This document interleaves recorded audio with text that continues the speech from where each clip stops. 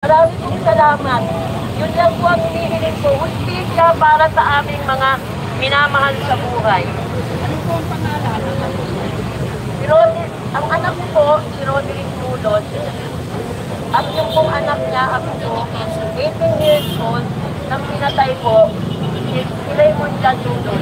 Doon po yun sa may Severus, Caloocan po. Pinapunta po sila ng pulis. Ang sabi ng pag-uusapan lang daw. Nang uuwi po sila, hinabot na po sila ng ang dami-dami pong mga nakamotor na pulis. At meron pa po sumalubog sa kanila, pinagbabarit po sila. Marami pong nakakita doon sa may galing sila ng City Hall ng Caloocan. City Hall ito na, iwanagin natin. City Hall po ng Caloocan. Opo, pinatawag po sila doon po. Araw po, alas doon ng tanghali. Napunta po sa ng pulis. Napunta po sa ng pulis. Imbitahan siya at sabi niya pag-usapan daw sila. Nagdala pa po siya ng jamu na halagang 200. Meron daw po silang operation. Yung po pala ay yung anak ko yung operation nila. Dahil yung po namatay ang anak ko at ako mo, pinuntahan po namin na nakamulagka. Nang dinupot po ng mga pulis ng bulsa, nakita ko po yung mga siya po nang pinadala sa kanya. Yung naisip ko po na yun po pala ang, siya po pala ang victim, ang sinasabi nilang operation. Ang akala ko lang po, magtuot po kakausapin kayo ng pulis na tumawag sa kanya. Kilala ko po yung pulis na tumawag sa kanya. So, opo, dahil tinawag po siya ng pulis eh. Pulis po siya pumunta doon sa Sityon para daw po mag-usap. Yung po pala, hindi na po pala sila makakaulit. Dalawa po silang pinatay. Yung pong ako po, wala namang alam. Nagpakasig lang po yung tatay niya sa kanya sa Sityon dahil ayaw po mag-focus. Ayaw po pag-focus ako na daman. Ako po yan nag-aaral.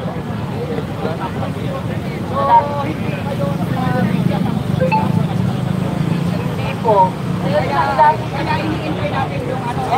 Opo, yung ICC lang po ang pwedeng inaasahan namin ng ICC.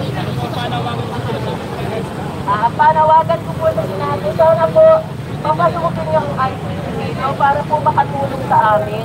Kasi siya lang po ang inaasahan namin tutulong sa amin.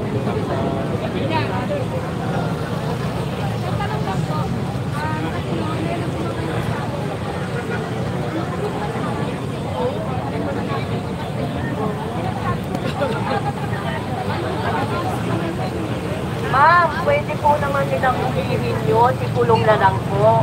Pwede naman pong i-rehab. Hindi naman po namin itinakaila na gano'n ang trabaho ng anak ko. Meron yung karapatan naman po silang mabuhay. Hindi naman po gano'n na papatayin nila. Ikulong po muna nila. Pagka po umulit-ulit, pwede na po yung gawin nila yung gusto nila.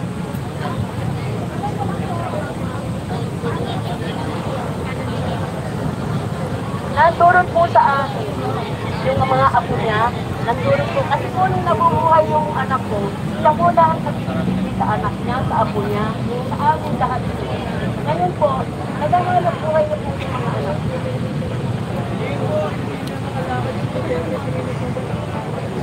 Opo, siguro po, nakikita na po natin yung itsura niya ngayon, kung ano na po yung itsura niya. Parang hirap na siya, para bang masinata siya.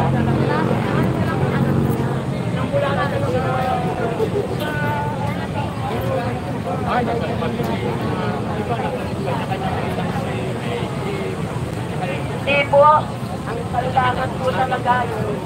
Basta ano po yung dapat na natanggapin niya yun, dapat ang dapat niyang matanggap. Taksi ka. Makulong po, basta habang buhay po siguro, o hindi pa po sapat. At yung sa dami ng pinatay nila, na hindi naman dapat.